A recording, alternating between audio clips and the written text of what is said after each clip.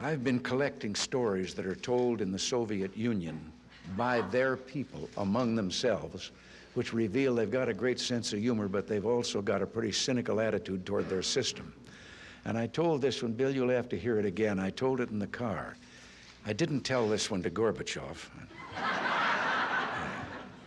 You know, there's a 10-year delay in the Soviet Union of delivery of an automobile. And only 1 out of 7 families in the Soviet Union own automobiles. There's a 10-year wait. And you go through quite a process when you're ready to buy, and then you put up the money in advance. And this happened to a fella, and this is their story that they tell, this joke, that this man, he laid down his money, and then the fella that was in charge said to him, okay, come back in 10 years and get your car.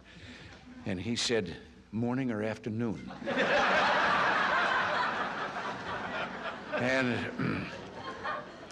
And the fellow behind the counter said, well, 10 years from now, what difference does it make?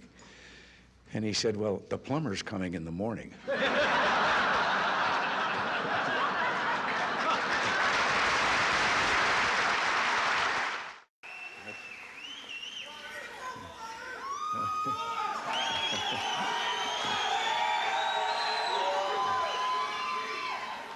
I just want to, oh, I can't resist. I'm supposed to quit right here. But, oh, yes.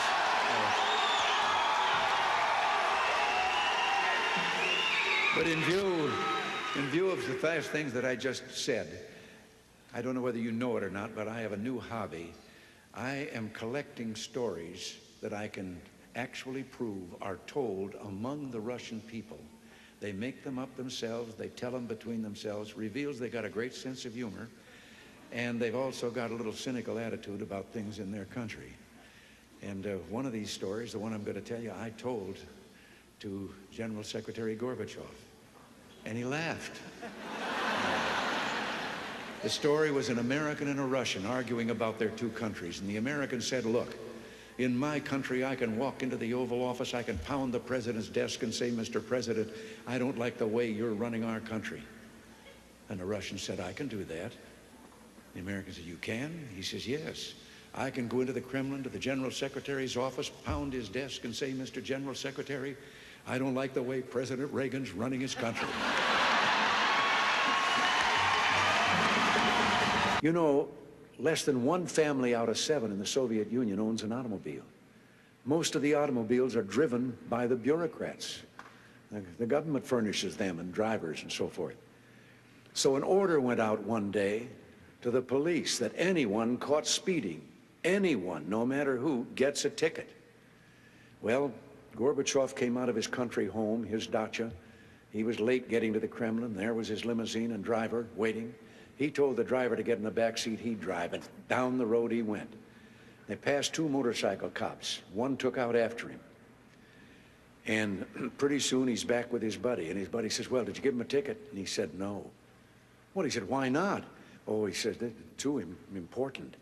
Well, he said, we're told to give anybody a ticket, no matter who it is. Oh, he said, no, this one was too, I could. Well, he said, who was it?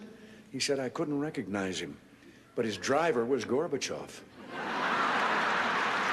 One of the more recent ones that I heard was about the man walking along the street at night, Moscow.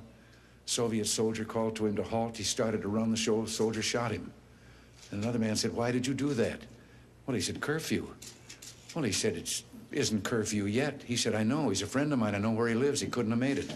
I heard one about a fellow who went to the KGB to report that he lost his parrot. The KGB asked him why he was bothering them. Why didn't he just report it to the local police? Well, he answered, I just want you to know that I don't agree with a thing my parrot has to say.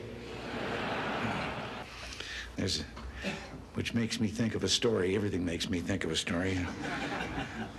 About 3 dogs, an American dog and a Polish dog and a Russian dog. They were all having a visit, and the American dog was telling them about how things were in this country.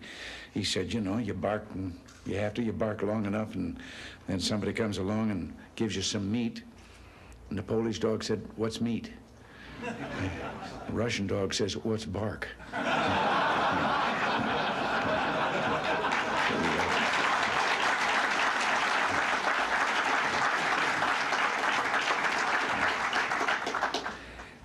have to interrupt right here and tell you that in one of my visits, I won't name him, I don't want to embarrass him, but one of the heads of state that I met with on this visit, he gave me one while I was on the way. Told me the story about the two fellows in the Soviet Union that were walking down the street, and the one of them says, "Have we really achieved full communism? Is this it? Is this now full communism?" And the other one said, "Oh, hell no, things are going to get a lot worse."